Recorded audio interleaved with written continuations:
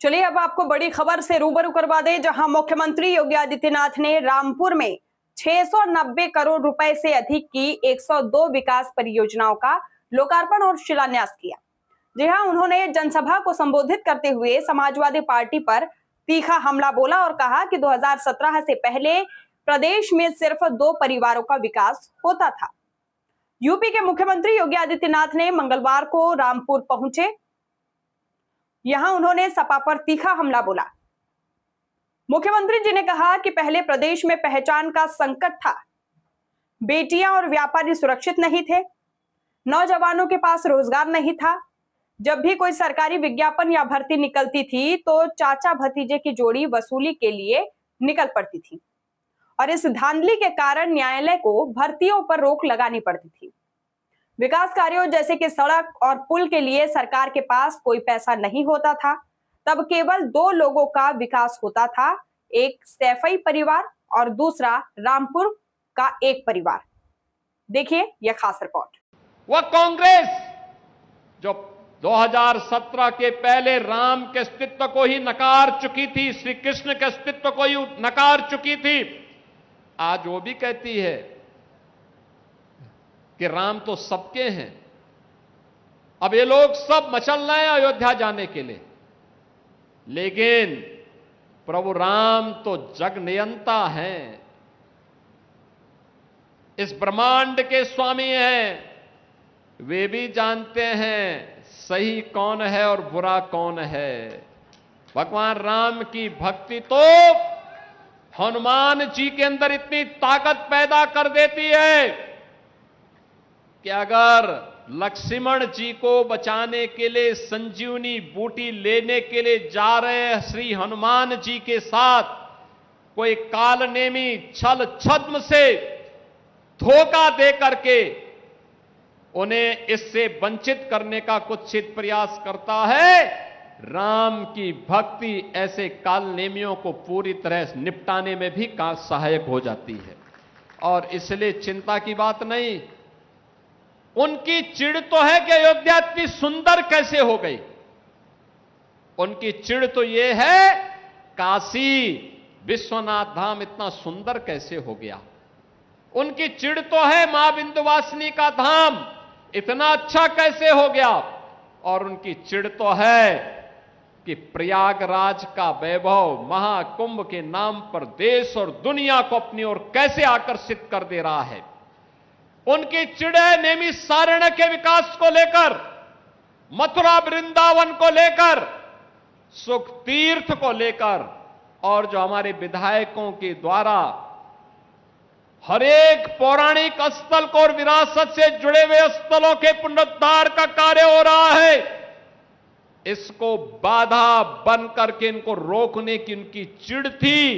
जब कुछ नहीं कर पा रहे हैं तो अब अपने अनुसार फिर वे वही झूठ का सहारा लेकर के कुछ ना कुछ तो बोलेंगे, कुछ ना कुछ तो करेंगे। और इनका ये वक्तव्य यही दिखाता है कि अंगूर खट्टे हैं। जनता जनार्दन इनको सबक सिखा चुकी है।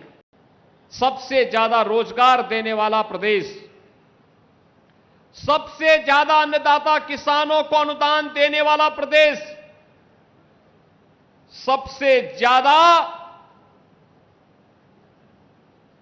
युवाओं के लिए रोजगार सृजन करने वाला राज्य,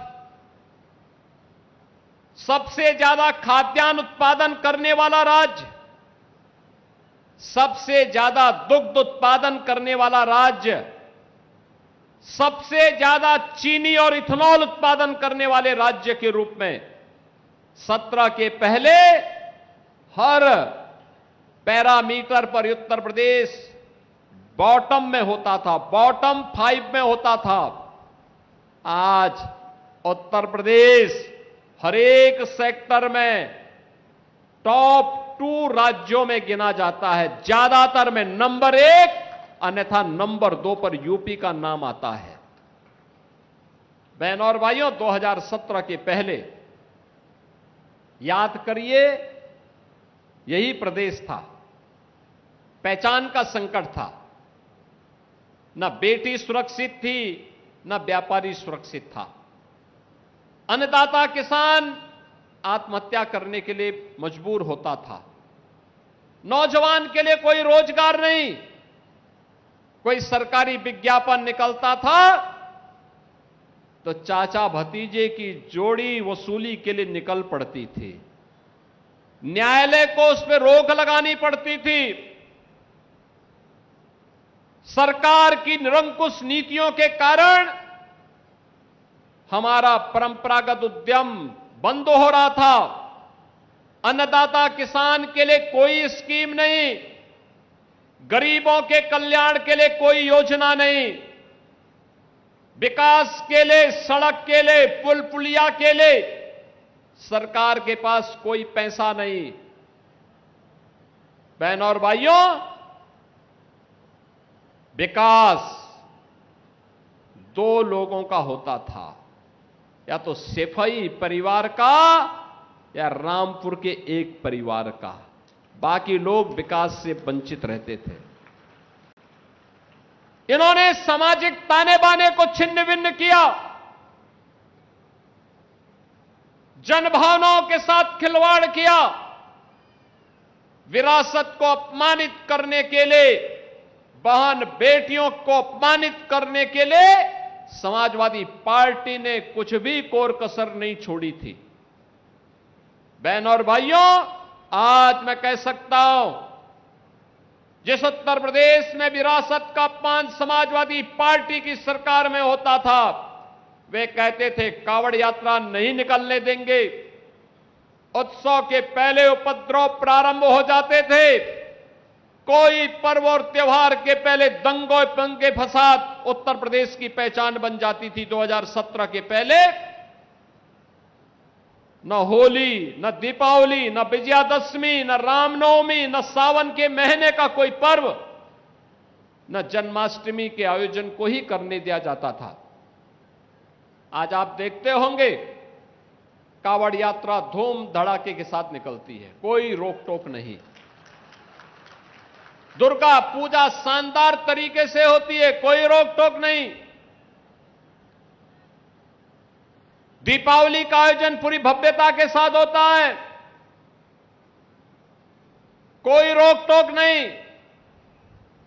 जिस समाजवादी पार्टी ने श्री कृष्ण जन्मोत्सव का कार्यक्रम, श्री कृष्ण जन्माष्टमी के कार्यक्रम को रोक लगाई थी, हमारी सरकार ने उस रोक को दूर करके भगवान राम के जन्मोत्सव रामनवमी का आयोजन हो, श्री कृष्ण भगवान के जन्मोत्सव का कार्यक्रम, श्री कृष्ण जन्माष्टमी का कार्यक्रम हो, होली हो, दीपावली हो, विजयादशमी हो, दुर्गा पूजा हो, कोई भी पर्व और त्योहार हो, उन सभी की बाधाओं को दूर करके आज फिर से उत्सवपूर्ण माहौल के रूप में उत्तर प्रदेश का माहौल बदला है।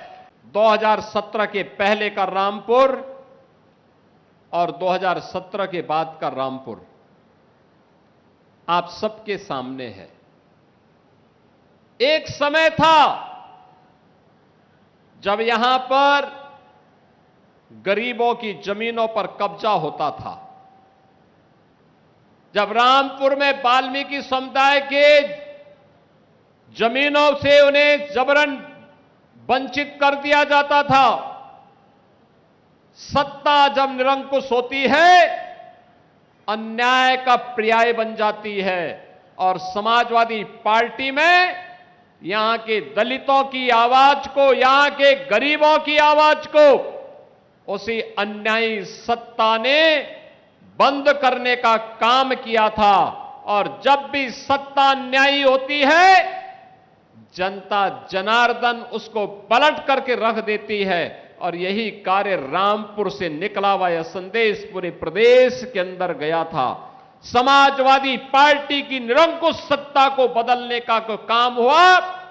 आज उसका परिणाम है कि रामपुर को एक पहचान मिली है। रामपुर विकास के पथ पर अग्रसर हो रहा है। रामपुर में विकास की नई नई योजनाएं आ रही हैं और रामपुर विकास के पथ पर तेजी के साथ आगे बढ़ते हुए नए भारत का नया उत्तर प्रदेश है।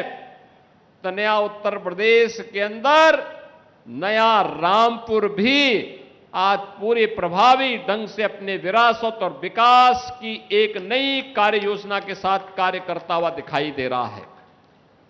बहनों और भाइयों, हमारे जब दोनों विधायक, मिलक की विधायक श्रीमती राजबाला जी के द्वारा, बिलासपुर के विधायक, उत्तर प्रदेश सरकार के मंत्री सरदार बलदेव सिंह ओलख जी के द्वारा जब अपनी बातों को यहां पर मंच के माध्यम से संबोधन दिया जा रहा था, उन्होंने बहुत स्पष्टता के साथ कहा कि विकास की कौन कौन सी योजनाएं जो पहले असंभव थी, आज डबल इंजन सरकार के कारण संभव हो पाई है। बहनों और भाइयों, आपने इन योजनाओं को संभव इसलिए बना दिया, ये डबल इंजन सरकार ने इसलिए बना दिया क्योंकि 2017 में प्रधानमंत्री मोदी जी के आह्वान पर उत्तर प्रदेश की जनता जनार्दन ने विश्वास किया। मोदी जी पे विश्वास आज इस विकास का आधार है। उन्हीं के मार्गदर्शन और नेतृत्व में उत्तर प्रदेश अब बीमारू राज्य की श्रेणी से उभर गया है।